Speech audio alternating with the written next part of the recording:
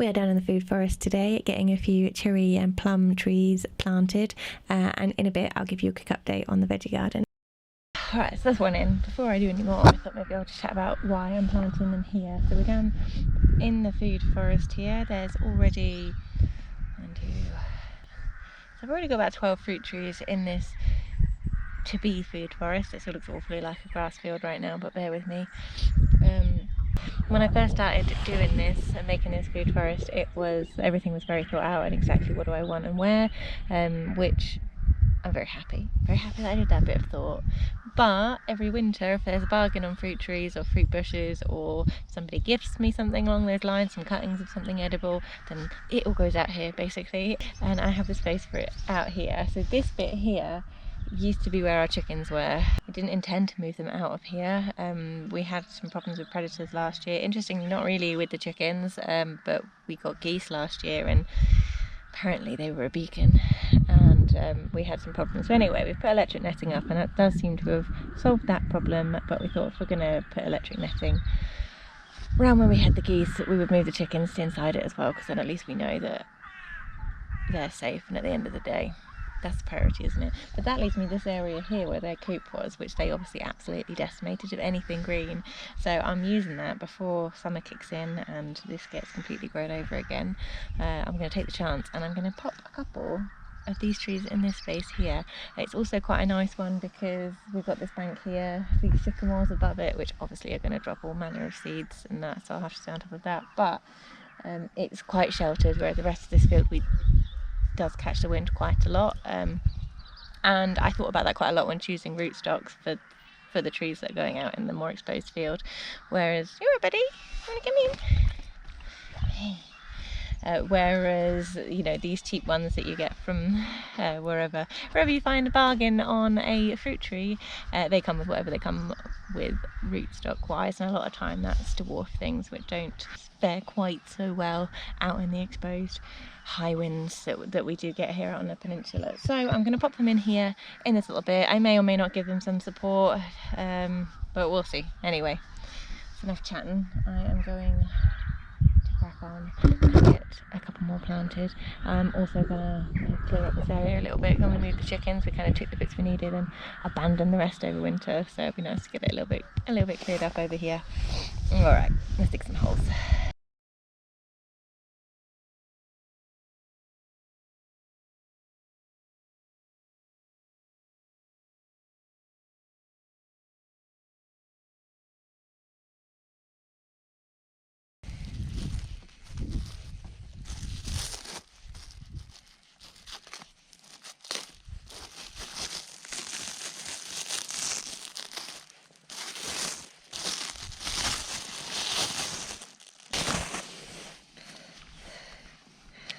Well, that's not hugely convincing, but this may be a you get what you pay for moment. We'll give it a go.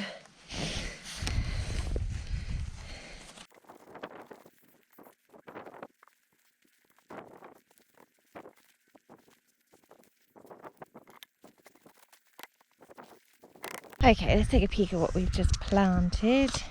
This one is an opal plum.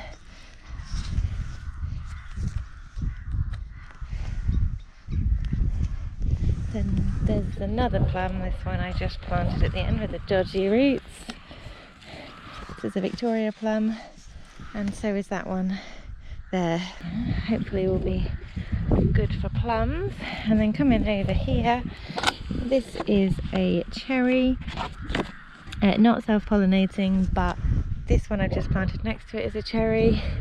That one over there is a cherry behind the yellow thingamabobbies, and there's 2 more cherry trees out in the field, so shouldn't be a problem.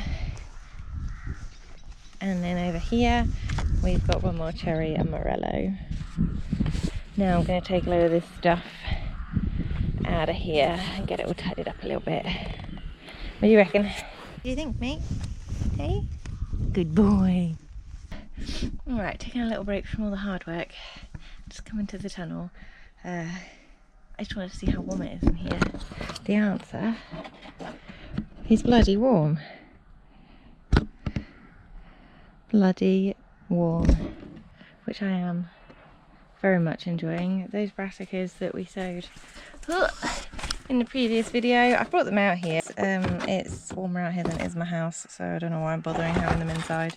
These are fine with the cold, and I don't want them to get leggy inside. So as you can see, some of the broccoletto and the purple sprouting broccoli has come up. There's a bit of cabbage coming up as well, so it's fab. I'm going to leave this on until a few more have popped up. Get that out of the water. Just sit in this tray in a bit of water just to let them soak. Nothing from my cauliflower or my black Tuscan kale just yet. Oh, speaking of cauliflower, I think I showed you just the very start of the head of cauliflower. Well, look at it now. It's huge. I'm pretty chuffed. I mean, it might not be huge to anyone who's grown successful cauliflower before, but to me, this is the biggest cauliflower I've ever grown. Very much looking forward to eating it. The others are a little bit behind, but that's all good. They all seem pretty happy. What I don't think is supposed to be happening is this on my kohlrabi, because I'm supposed to eat the bulb, aren't I? And yet this is going to flower, which I think is probably an issue. But this is my first time growing them, so what do I know? I'll have to do a bit of research, but they do all seem to have little flower heads on them. Things coming on great with the brassicas out here. It is obviously getting very hot in the daytimes when it's sunny now, in here, not out there, which was the downside obviously of having the brassicas in here. So we'll see how well they go. How much space I give them next winter will be based on how well this goes this time around. But all is well. If I come outside, I mean, I know I left the story of the new garden beds and the new garden layout kind of half told, but that's because it's been slow progress. It's not all happened as quickly as I'd liked, but you know, life is what it is. You can see the beds are coming along a bit. I'm reclaiming the brassica cage behind it a bit. I'm laying out the new beds here a bit. I do wish I had a little bit more to tell you on that front, but it is what it is. So yeah, I'm just giving you an update, some new trees in the ground, and slow progress is being made. But these sunny days, I'm so ready for them, and I'm very much enjoying them. I've got those 2 other trees. We planted 4 trees today. There were 6 trees in total. The other 2 I think will need support permanently, so I think I will take a little break and have a little think about what to use for that. See what I've got lying around that can go in as a stake and support those 2 apple trees that are then also going to go down in the food forest. Hopefully in my next video I'll have some more updates for you on the garden, and I guess I will see you then. Cheers! Before I forget, to answer the question that I asked at the end of my last video, yes, they are in fact daffodils. Spring. Spring?